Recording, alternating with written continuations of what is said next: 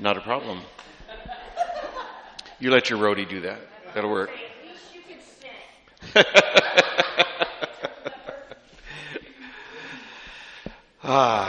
Well,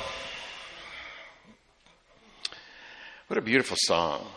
You know, moving the world to peace. You know, I mean, love can do that. And, you know, love and kindness are so compatible. They are a form of one another, I think. You know, the way I see it, kindness is love in action. You know, and kindness is also a choice. I want to thank you for your stories, Jackie, because there is always a choice. You can either move into kindness when things don't feel kind, when you know that you must take a look at what went on in the past and do something to make it right. I mean, that you made a choice to do that, and when you do it, you make a choice. So your choice for anger or any other emotion is also available to you, but kindness is always a good choice, a really, really good choice. So we're going to talk about kindness today, and it's something that I truly love. I'm going to share a writing with you pretty soon, one that I did around kindness. It's quite often that I will find myself in a situation where I'll start to put pen to paper around a subject that I need to know a little bit more about, need to feel a little deeper. And that's why I developed the book of Greg, so there would be a place for things like that. And some of the things that I've written in here are definitely worth sharing. I think this one is one of them, and I'm going to share that with you in a little bit. But first, I want to talk a little bit about what this kindness thing is, you know, because the first thing I did when I looked at my topics and thought these are going to be wonderful. There are things that we can really learn from this, and things that we can see, and stories that'll be that we will be reminded of. You know, little acts of kindness done to us or operating through us as we help other people to move forward. So there's some things that will be spurred for you. I know you spurred some things with me, Jackie, and I appreciate that. All of us have stories of kindness. But I looked it up in the dictionary to see what Webster thought of it. Kindness. You'd think, man, this is going to be long. This is going to take me a long time to get through, you know. And it just said the act of being kind. That's it. That's it. Nothing else, you know. No little stories, no nothing, no tweaking, nothing else. Just the act of being kind. I thought, that, you know what? It's not getting enough play. I mean, Webster, where are you? You know? Kindness, I'm sure each and every one of us in this room could do better than that. We could do better than that. So the next thing I did, I decided that I would try and find some words that are synonyms for kindness, so that we could see just how far-reaching it can go. You know, what are some synonyms for cinnamons? Synonyms for too much education. You know, I have a bunch of letters after my name, and I call synonyms cinnamons, which you will do for the rest of the day probably when you start to share some of these. So how about warm-heartedness? I think kindness is warm-heartedness. Yeah, that's a good synonym. Helpfulness. When people help others, I think there's true kindness involved in that. Thoughtfulness. You know, you step into something and you do something for somebody that you didn't have to do. I mean, you weren't paid to do it, but you stepped into it and you became thoughtful in the moment. You were showing kindness. Certainly there's compassion. That is true kindness. I mean, that sort of tugs on your heartstrings, doesn't it? I mean, when you say the word compassion, you think, wow, that's a little bit more than just thoughtfulness. You know, compassion is stepping into your heart and feeling what it is that you feel. And come on in, Greg. Have a seat. We got a ton of places for you. In fact, your regular seat's right over there behind Luann. Yeah.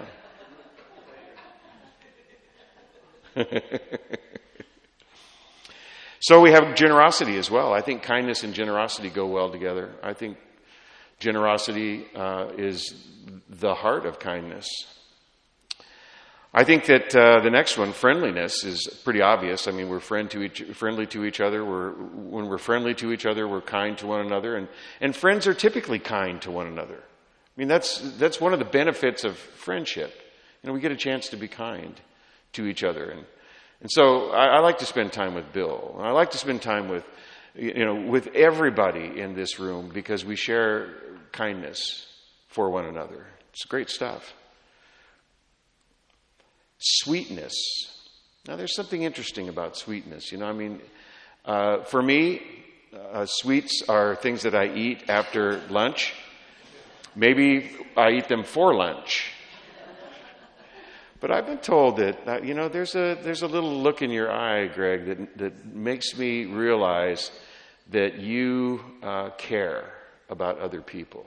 I think that's kind of the essence of sweetness, that you care about other people. Courtesy. Courtesy is kindness. Benevolence is certainly kindness. These are all synonyms for kindness. I think they do a pretty decent job of defining kindness, better than Webster's did. But I decided that I would write my own definition for kindness. I think that kindness is the sincere and voluntary use of one's time, talent, and resources to better the lives of others, one's own life and the world through genuine acts of love, compassion, generosity, and service. Yeah, so it's an action word. I think kindness is an action word. I think that we step into it bringing something very uniquely us to the rest of the world. Although kindness can be unique in the way that we present it to the rest of the world, I think it is a human trait. I think it's something we're born with. I think we want to be kind. What do you think of that? Do you think we want to be kind? I think we want to be kind. And so I started looking for some evidence of that in situations that do not often scream kindness, And follow my thinking here, because I was thinking, I have a red, white, and blue tie, and I was going to wear the red, white, and blue tie because it's almost 4th of July, and I don't get to wear it very often.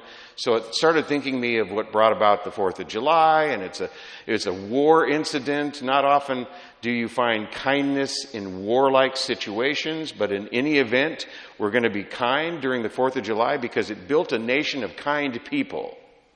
So I'm still thinking. Here we go. We'll follow my thought here. Then I started to think of other areas of kindness that showed up in history, that might be cause for flying the red, white, and blue and enjoying that as well. And I thought, here's a great one. This has to be one of the greatest acts of kindness. And in my view is proof that essentially there's kindness in each of us. We're born with that kindness gene. And whether we push it down and don't act on it and don't make that choice when we ought to is another question. But I think we're born with that kindness gene. In 1914, there was a big war. The war to end all wars, which wasn't the end of all wars, but the First World War was brought about in kind of a weird way. I mean, if you dig back into your history, you'll think, yeah, that was kind of a minor event in retrospect that created a war that killed 9 million people. I mean, 9 million people died in that war. And the minor event was some, outlandishly unknown archduke was assassinated. A very weird situation. And there were no apologies for it. And people were upset, and it sort of escalated more and more and more and more. And before we knew it, people were fighting in trenches. They were digging trenches for a new kind of warfare that was ugly and brutal and horrific. And the people who were fighting one another really didn't know what was going on. They didn't understand why.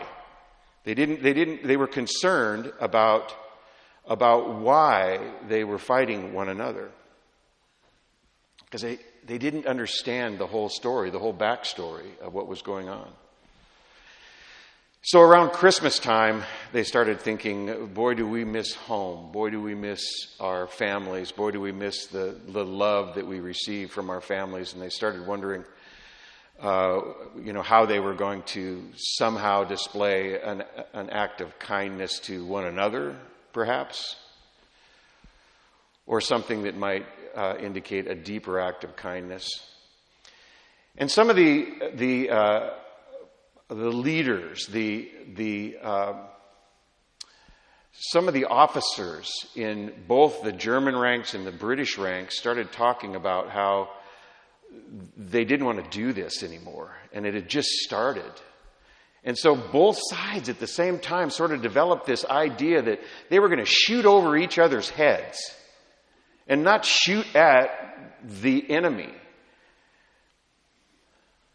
And they called that a live and let live strategy. So they started shooting over the heads of one another to begin with. And then on Christmas Day in 1914, the German soldiers got up out of their trenches and they started walking toward the British soldiers. And they didn't have any weapons in their hands. The British soldiers noticed this. They dropped their weapons as well. They got up out of their trenches and they walked toward the German soldiers, and they started to hug each other. Do everything you can to look this up, really. I mean, if you think Greg's exaggerating, not today. I've been known to do that. They started to give one another gifts, things that they didn't have, things that they needed. They started to play soccer with things that they could kick around. And they got to know each other as human beings, for they knew they were. And they didn't understand essentially why it is they had to do what they had to do, point guns at people who they didn't know and they didn't hate.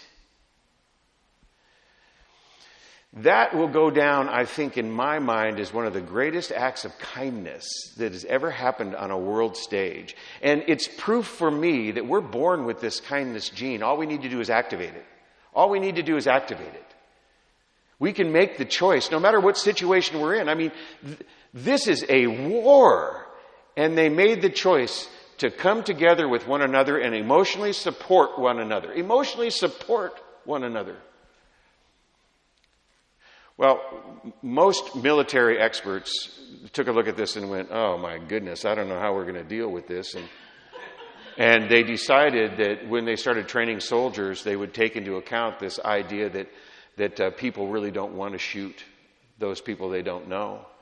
And so they were probably going to shoot over everybody's head from here on out, And they started making changes in the way that they trained military personnel to try and put an end to that so that wars would be wars. But just for that one time,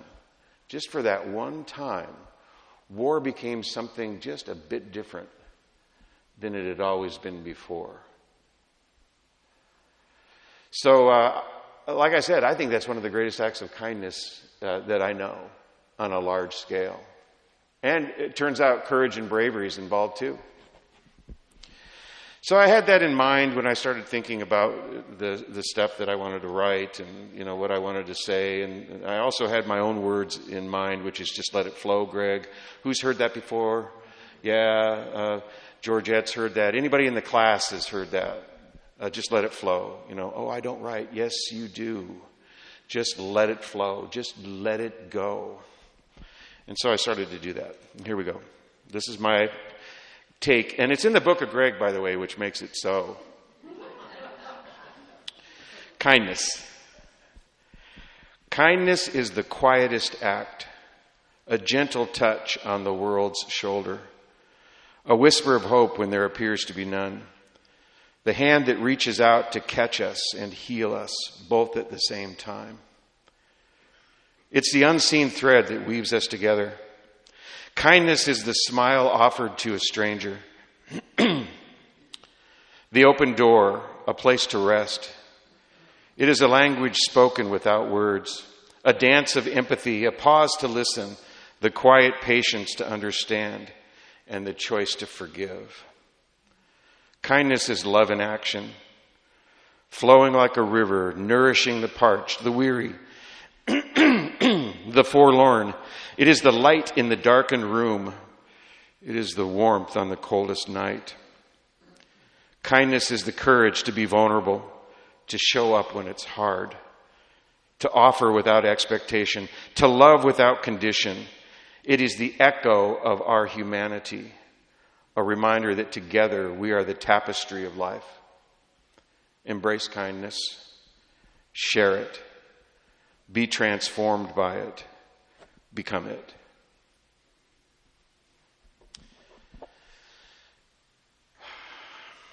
I'm not sure how to end this. I think I'll do it this way, you guys. I have all sorts of endings that I like. Namaste is one of them. I just move into a closing, but I want to do this because I think we're in that space where we can actually feel something deeply, and I want us to go deeper. So I'm going to start this chant, and I want you to join in when you know it, okay? You guys already know it. Most of you know it, but I'm going to start this chant. There's only one life. That life is God's life. That life is perfect. That life is my life now. There's only one life. That life is God's life. That life is perfect. That life is my life now. A little louder. There's only one life. That life is God's life. That life is perfect. That life is my life now. There's only one life. That life is God's life. That life is perfect.